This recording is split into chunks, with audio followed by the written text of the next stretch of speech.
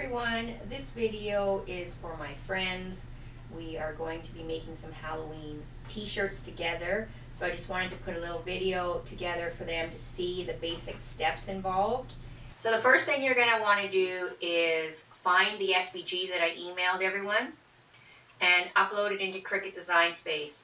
If you're someone who has stumbled upon this video and you actually like this design and you'd like to purchase the SVG, I will put the link in the description for you. And so let's get started here. Once you've located on your computer where your SVG file is, you're going to upload it. So you click the upload button, you click browse, and then you're going to find on your computer where the file is. I've already got it in my uploads here. So it's right here, this one. So you're just going to click it and add it to Canvas. So there's a couple things you're going to need to do to this file before we're going to cut it out on our machines. And the two main things is that you need to go down to this piece right here, the black part of the bucket here. We don't need to have it cut out like this because we just want to have a solid piece behind here. It'll actually be a lot harder to match up the orange layer with the black layer because when you iron on layers it shrinks a little bit. So what you want to do is, I'm just going to put this back in the position that it was, is you want to click on the side there where it says that image. Then you're going to go down to the contour section and you're going to hide all contours except for the outline, and then you also have to click this one here. And then when you come out, it's black now, completely black, and that's what we want to cut out. Now you can click Arrange Send to Back. Okay, so now it's in the back. So now the second thing that you could do, depending on which way you want to do this, is I've made the dog in two ways. I've got a top layer here, which is white, and then I've got the black layer that will also cut out as well. If you're going to choose this layer, then you do not need the white layer. But what I wanted to do was because my shirt is orange behind it, if I cut out just this, then the bones are going to come through looking orange, and I don't want that. So I want to have a white layer, and I'm also going to do all my white layers in glow in the dark, so that glow in the dark HTV, so that it glows. So in this case, you don't want to make it more complicated for yourself for all the extra weeding. So click on the solid dog layer, go to contour, and hide all contours again. And then you will just be left with the black outline of the Scottie. And that's what you want if you're going to do a separate white layer. If you're not doing a separate white layer, then you can leave the Scottie as is with the cut. All right? So that's pretty much what you need to do. What you could also do is, what I did was I took the basket here and I lined it up where I wanted it on the Scottie. And then I took the basket and I clicked the Scottie together and I actually welded these two together. Now this will cut all as one piece and it's easier for you. You don't have to match it up. So I know it's tempting. You're going to be looking at these black bones and thinking, oh, I could put the bones here too and weld that with it and then it'll all cut together. The only problem is that then you can't put the white bones on top. It won't work correctly because this black bone has to actually go behind. Oh, apparently Miko wants to say hi, everybody. Hi, Miko. Yeah. Okay, so the black bones are going to go behind here, but then you have to also put the white bones on top of the black, and then the bucket will be going on top of that. So you can't really weld the black bones in there. I thought about it and I was like, okay, if I do that and I weld this, and then I put the white bones on, they're actually going to end up going on the top, bring to front. If you do this, they're going to go there.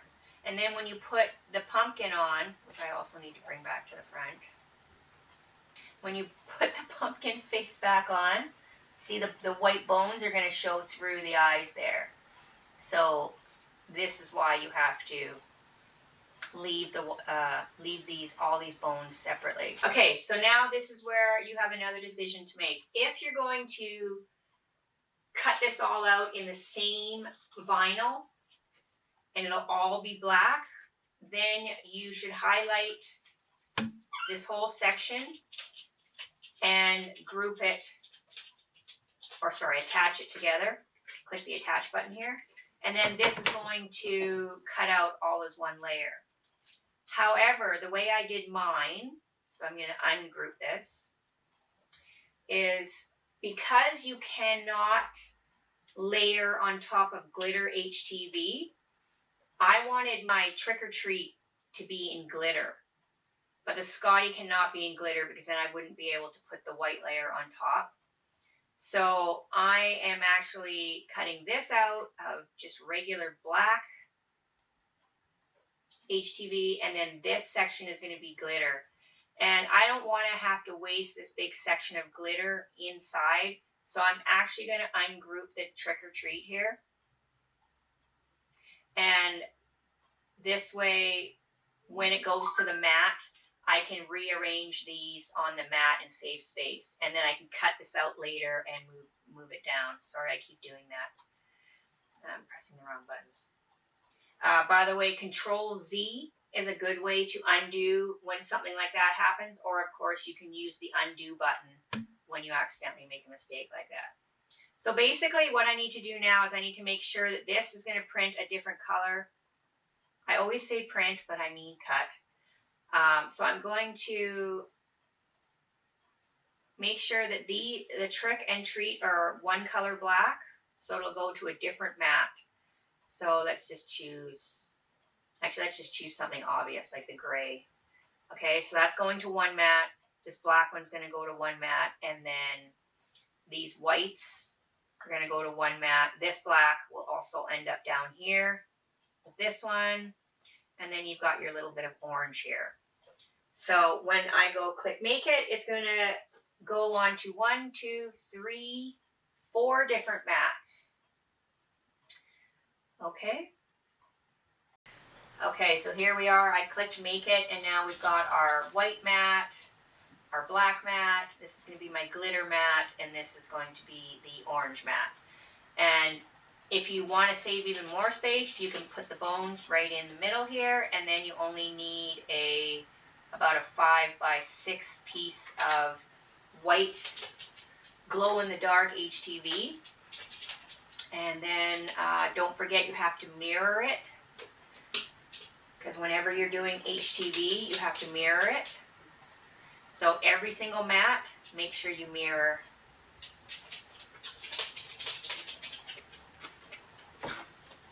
Where's the last mirror? Okay. Now I'm just going to look at this one, and same thing. I'll just put the bones in there. I'll move him over so that I'm wasting less HTV. This one, I think in this case I'm going to rotate the treat here.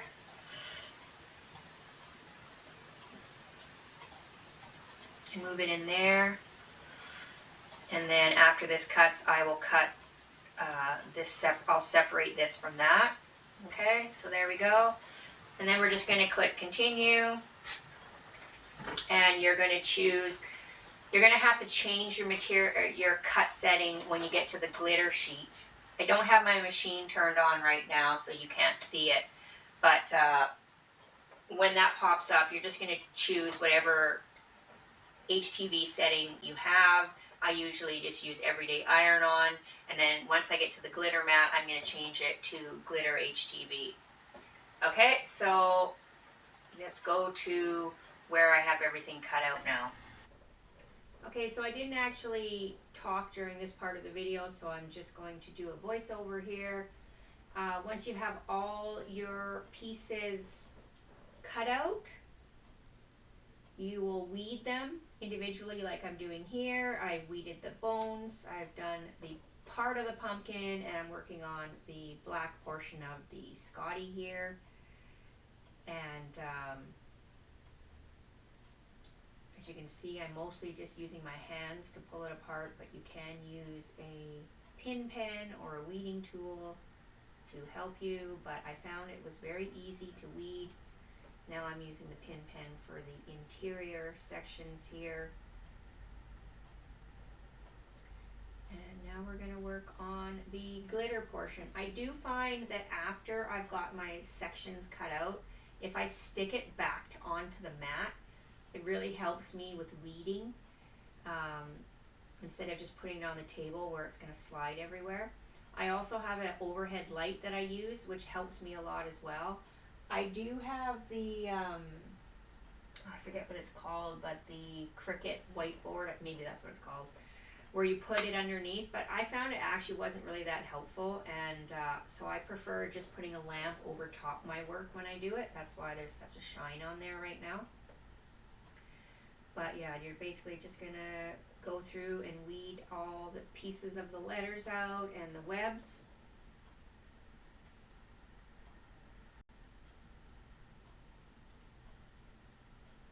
Okay, now I'm starting on the glow-in-the-dark HTV of the Scottie skeleton part. It actually isn't too bad to weed. It weeded very nicely.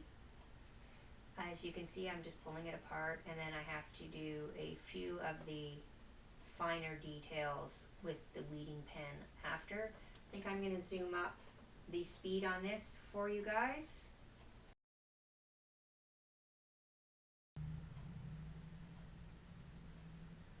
And this is what pieces you should have when you're ready to go. You can refer to Cricut.com heat guide.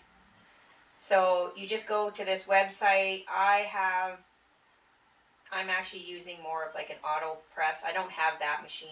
I'm gonna choose everyday iron-on, and it's a cotton poly blend, and click apply, and it tells me that I want to do 315 for 40 seconds. And then for my glitter, I have to put the temperature up. Glitter iron-on will be 330 for 40 seconds. Now, however, you have to keep in mind that because you're layering, you're not going to do this full time and temperature for every single layer, because it'll overdo it and it'll also shrink a lot. So only do this temperature for the very top layer at the very end of everything. So, but for all the individual layers, you just want to tack it on lightly. So I actually was tacking mine on at about 290, 295 for the temperature, and I was only doing it for between 5 and 7 seconds. I would heat it, let it cool down, then I would pull off the layer, because I don't want it to shrink too much. Otherwise, it makes it hard to match up the layers. Once I get all my layers on, then I will do one final press with the correct temperature that's needed. Okay, so you're going to start by doing the bones first. You have to do the black bones, then you have to do the white bones, and I didn't show it here. I already had the bones on here. So you actually can do kind of like a dry run and just place everything on your shirt before you start. That way you'll know where to position the bones before you start. After the bones are down, you can put the black Scottie and the basket down like I did here.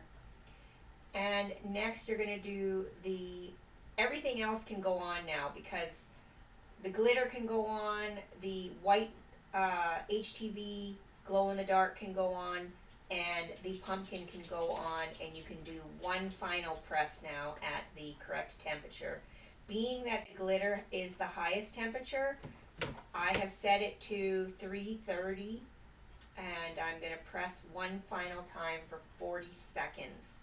All the previous layers, as I said, were tacked down at about 290, only for 5 to 7 seconds, just to tack down the layers so that they didn't shrink too much.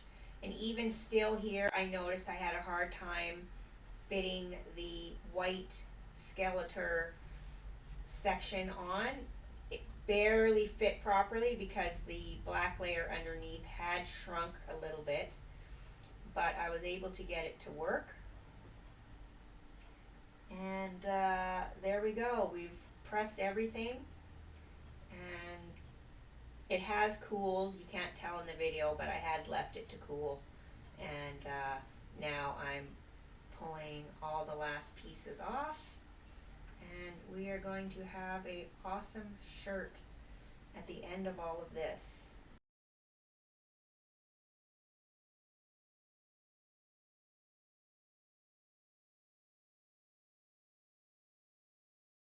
Okay, so here's what it looks like when it was finished, and that's what it looked like glowing in the dark. And here's just some various shots I took of it when it's done.